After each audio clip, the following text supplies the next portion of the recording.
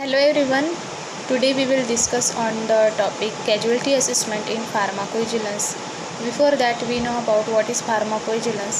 Pharmacovigilance is the science and activities related to the detection, assessment, understanding and prevention of adverse reaction to the medicine or any other drug related problems. Now we discuss about what is the casualty assessment.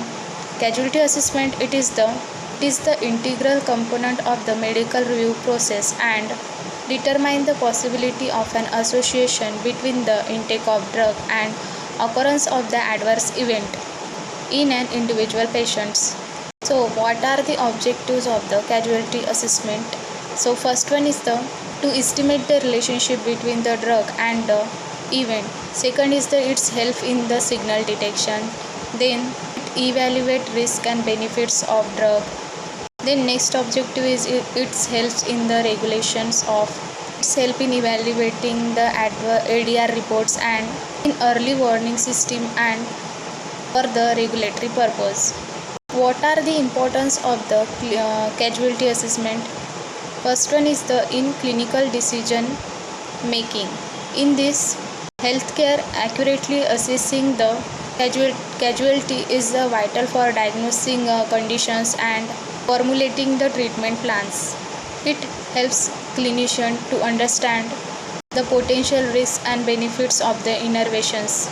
Then second is the public health. In epidemiology, the casualty assessment aids in identifying risk factors for disease, allowing for the targeted prevention strategies. Then third one is the regulatory framework. Regulatory agencies like FDA requires casualty assessment to evaluate the safety of the medicines and medical device to ensuring that benefit outweigh risk and for approval. Then next is the importance in the research and policy. In social science and policy making, establishing causal relationship help to design effective interventions and policies to address the social issues. Now we see the methods of casualty assessment. There are various methods in casualty assessment. First one is the global introspection. It is also called as the expert judgment. Then second is the WHO UMC and third one is the Naranjo algorithm. So let's see one by one. First one is the global introspection. In this, it is a process of assessing casualty based on the clinical judgment of an individual or by a panel who are expertise in the field of specific adverse drug reaction. This method is used often when the empirical data is limited or when assessing complex situation where multiple factors may be involved. Then second method is a WHO UMC World Health Organization Upasla Monitoring Center. This method was developed in the consultation with the National Center participating in the program for international drug monitoring. It is a method that is globally accepted and it is a practical tool in which for detecting unknown and unexpected adverse drug reaction.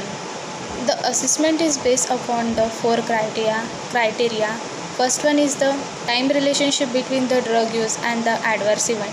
Then second is the absence of other competing causes such as medication, disease. Then third one is the response to a drug withdrawal or dose reduction. It is also called as D-challenge. In fourth one is the response to a drug re-administered. It is also called as re-challenge. WHO-UMC assessment scale, the level of causal association is grouped into four categories based on the number of above criteria being met. The criteria are first one is the certain. In this, when all four criteria A, B, C and D are met. For example, injection site reaction after 13 seconds and following a subcutaneous injection. And second is a probable. In this, when A, B and C are met. For example, diarrhea with ampicillin. Then third one is the possible. Only criteria A is met. Then next criteria is unlikely. There is no criteria met. Then next criteria is unclassified or unconditional. In this, applied when the more data is needed and such data being sought or is already under examination. The next criteria is inaccessible when the information in the report is incomplete or contradictory, cannot be verified, then it is unclassified. Then third method is the Naranjo algorithm. In this Naranjo algorithm is a questionnaires for determining the likelihood of ADR, whether it is due to the drug or to the alternative factors. It assigns a probability of causes or scoring system that term the probability as definite, probable, possible, and doubtful. The questions such as did the adverse drug event appear after the suspect drugs are administered? If yes, then +1, and if no, then it's equals to 0. Another question is, did the adverse event reappear or upon the re-exposures to the drug? If yes, then +2, and if no, then 0. How it's scoring? First one is definite of ADR greater than 9, and probable ADR between 5 to 8.